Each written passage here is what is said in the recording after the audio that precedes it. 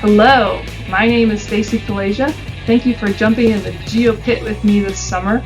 Today I want to talk to y'all about some thoughts I've been having about how we're training the next generation of geo-professionals. And I'm asking myself these days, should we do a deep dive or should we float the river? What do I mean by that? I'm an associate professor at Texas State University, which is in Central Texas and located on the San Marcos River. The river flows straight through campus. It's a spring-fed river that's like 500 feet adjacent to campus, Aquarina Springs. And since it's spring-fed, it's a constant 72 degrees year-round. Having this river flow through campus is such a strong part of our culture here that when students graduate at the Coliseum, that's also right by that park where the river is, they will walk out the door a short, maybe 500 yards, and they will jump into the river in their full commencement regalia. Students here also love to go and float on that river. This is a beloved pastime in Central Texas. It is when someone will drop you off 3 to 6 hours upstream of your vehicle, and you happily just enjoy the day as you float down the river and think about life. I find this analogous to education in engineering before we had so many specializations. We covered many topics. You floated down your river of knowledge, kind of skimming the surface as you go, but talked about a lot of topics.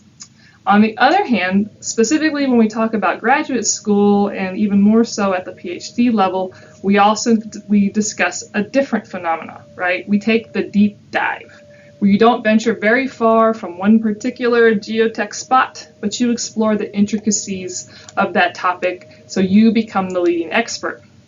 I have a PhD. I did the deep dive. If you've ever found yourself looking at your soil report where you went and did an electrical resistivity survey as part of your site investigation plan, and you've realized I did this on a previous project, both this project and my previous project told me I had a sandy soil, yet from the best of my recollection, the electrical resistivity measurements are totally different. And if you've asked yourself why, or if you want to think about how you might further characterize those specimens in the lab, I'm really into taking frequency-based measurements of those specimens and looking at how we can describe our soils differently in terms of polarization mechanisms, kind of like as a new engineering property.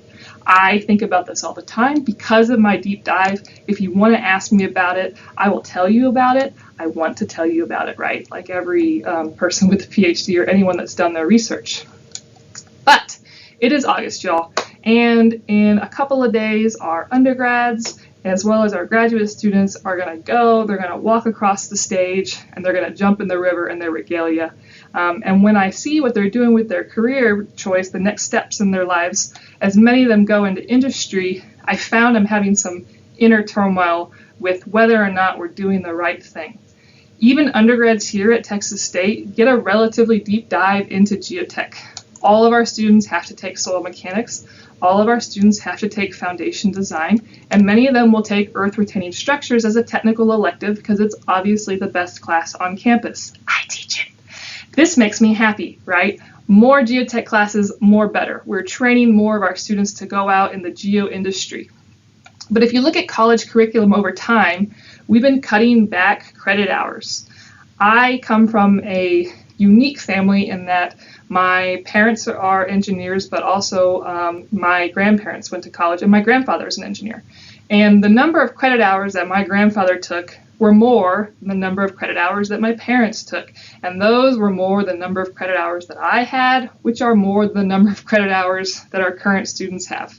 Certainly college has gotten more expensive over time. Like I think possibly my grandfather paid like $50 a semester. Versus how much college costs these days. So it makes sense that we're cutting credit hours. And certainly we have been cutting some gen ed, like we've decided that maybe engineers don't have to take 4 history classes. But as I look at my degree plan, even compared to students today's, we've also had to cut some engineering electives. And when we take a deeper dive into a topic, what are we cutting even further to allow the space for these extra classes? As we go deeper and deeper into a specific topic, even I find the math gets more applied. It's the same, but it's more tailored to our specific needs. Honestly, if you think about it, how many classes did you use Laplace's equation in? I know it was in differential equations because I had to identify it on an exam, and in my mind, I called it Laplace. I dutifully derive it every semester when we talk about flow nets when I teach soil mechanics. So I'm absolutely certain it was covered in fluid mechanics, but I don't really remember. And I know it's used to describe heat flow. It's used to describe electricity flow. So, for example, I was shocked when I saw the same flow net and Laplace's equation in my geophysics book when I was learning that topic. But a wise colleague recently pointed out to me that all fields of engineering rely on these same fundamental equations. We're just using them for different applications. And I wonder if students lose this general knowledge in engineering when they take the deep dive. And yet, my colleague and I were recently talking about our geotech courses here that we want our students to take, specifically our PhD students, to highlight that they have an emphasis in geotech. If you take out the Common Core courses, we had like 8 to play with.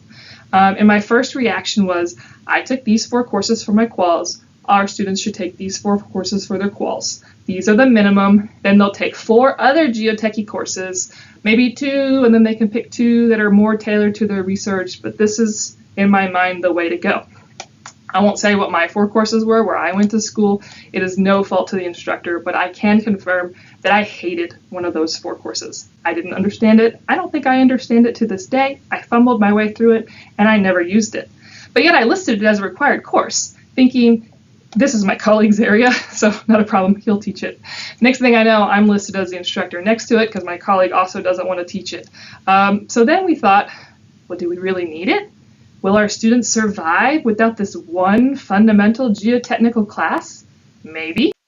Naturally, having this internal crisis of sorts, I did what apparently everyone in America did this year. I went to Europe.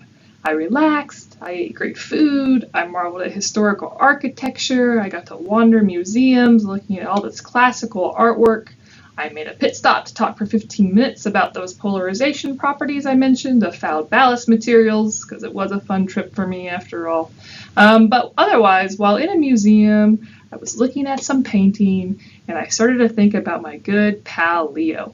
In my mind, Da Vinci and I are on a first-name basis, much like Carl and me. Da Vinci did everything, right? He had all these great paintings that we're all so familiar with, scientific discoveries, various feats of engineering. Did you know that he invented a bridge that French armies could take with them to get over rivers? He called them light yet rugged. Basically, this was accelerated bridge construction in my mind. I'm no history buff, but I'm pretty sure Leo never took bridge design, which most civil engineering programs offer. We offer it. On the other hand, personally, I'd also very much prefer to drive over bridges where the engineer did take bridge design and deep foundation design. But could the bridge be better if they also took a hydrology class? Could the bridge be better if they also took an architecture class? At what point do our current codes that we have, specifications, and these course regulations, for lack of a better term, become barriers for imagination and innovation in our field? These deep thoughts actually came before my European adventure and before my colleague and I were plotting our graduate courses. This is a picture of the Leo Frigo Bridge in Wisconsin. The little dip in there was not intended. One of the pilings beneath that pier corroded and it caused the pier to buckle. Predicting how much corrosion you might have is very tough. It's actually something I'd argue we're not very good at currently in geotech. In geotech and in civil industries in general, we tend just to make buried steel elements a bit beefier and accept that there will be corrosion over the design life of the structure. But as we're extending the life of our current infrastructure, as we want our infrastructure to be more efficient, more sustainable, such an approach is not good enough. So we need a better answer to this problem. I was lucky to be nominated and serve on a study through the National Academies on the corrosion of buried steel and new and in-service infrastructure. I've done quite a bit of work looking at corrosivity and mechanically stabilized earth wall backfill. And remember, I do like talking about electrical resistivity a lot, which is linked to corrosion or corrosivity often. They brought together about 12 people, and I'd say at least 10 of us are those deep dive experts who were in that boat. We all met about every week for 3 years, to talk about what we knew about soil corrosivity, how that can be linked to measured corrosion of steel. We summarized the state of the practice for characterizing subsurface factors that influence corrosion rates and how well they work, and from that we made some recommendations. The report is freely available online through the National Academies. Google it, download it, use it. We spent a long time on it. Trust me, we want you to read it. On one hand, when I think about this work that I did, without the deep dive, I certainly wouldn't have been nominated to be on the committee, right? And I think our general approach is to compile a bunch of subject matter experts to explore issues like this. On this project alone, we had geotechs, we had corrosion engineers, we had people from the oil and gas industry, we had someone that specialized specifically just in microbially induced corrosion.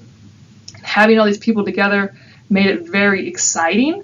They are all now my best friends, but it was also very tough. It took us months to even speak the same language, even though we were literally talking about the same problem.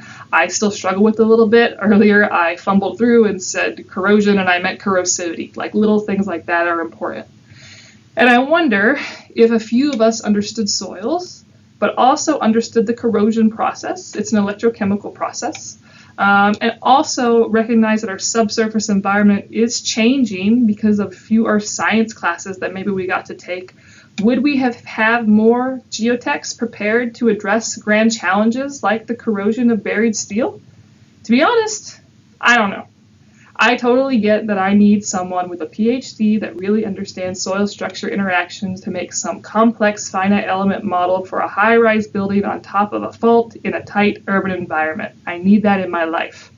But I do also think that we could use a little more flexibility for our graduate students to float the river and possibly see the world a little differently. Or one final point, food for thought. There was a person on the committee who has more classes than me because, remember, we're reducing credit hours with time and a little bit older than I am. And he's basically a geo-encyclopedia. When asked how he knew all the things he could tell us on the study, he said, well, it was all self-taught, which makes me think perhaps even less than providing specific courses in a specific topic, there is even more value in teaching someone to teach themselves than there is in how to design that very specific component. And if I've left you with a feeling of, that's what I was going for, feel free to find me at your next Geo-Congress. I do enjoy a good Geo debate, and I would love to talk to you about it. Thanks.